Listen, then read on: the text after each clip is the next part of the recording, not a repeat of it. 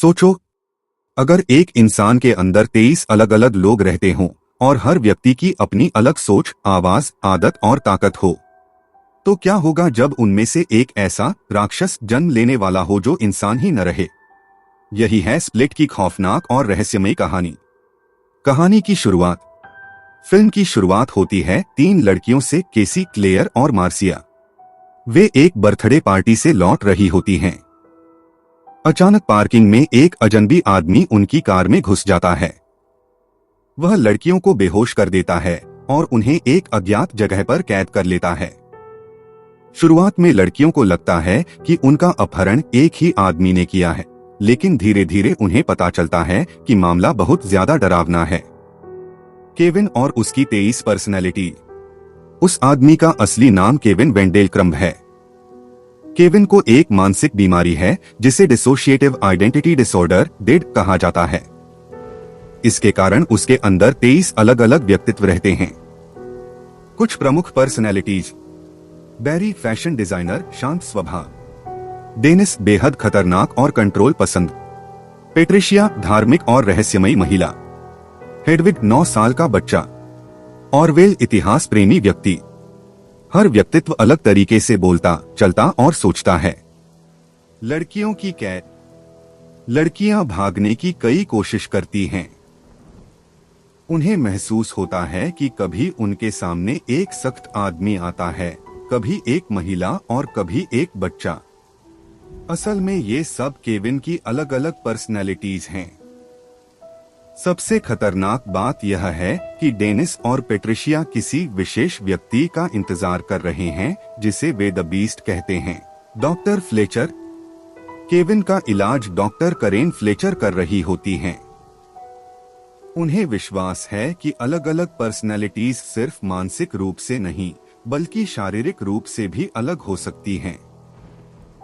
लेकिन जब उन्हें पता चलता है कि कुछ गड़बड़ है, तब तक बहुत देर हो चुकी होती है। केसी का अतीत। फिल्म के दौरान हमें केसी के फ्लैशबैक दिखाई देते हैं।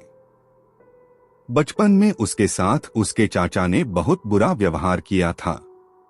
इसी दर्द और संघर्ष ने उसे मानसिक रूप से बहुत मजबूत बना दिया।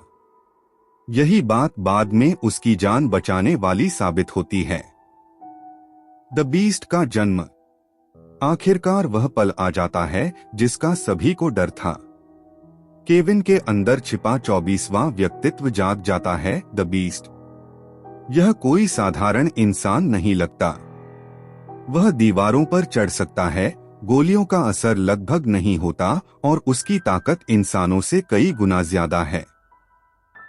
द बीस्ट मानता है कि केवल वही लोग पवित्र हैं जिन्होंने जीवन में दर्द सहा है। डरावना क्लाइमैक्स।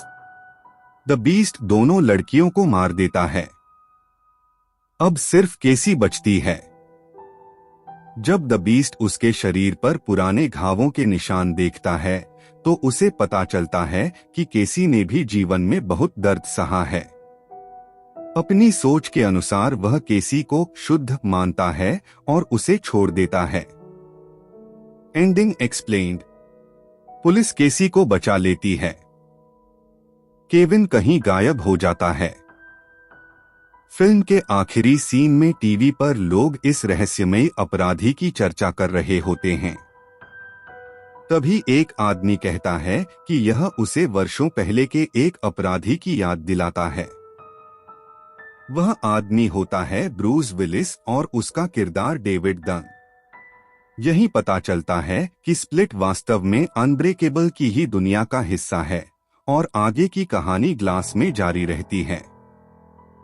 फिल्म का असली मतलब। फिल्म सिर्फ अपहरण की कहानी नहीं है। यह दिखाती है कि इंसानी दिमाग कितना जटिल हो सकता है। बचपन के आघात इंसान को कैसे बदल सकते हैं। दर्द कभी कभी कमजोरी नहीं बल्कि ताकत भी बन सकता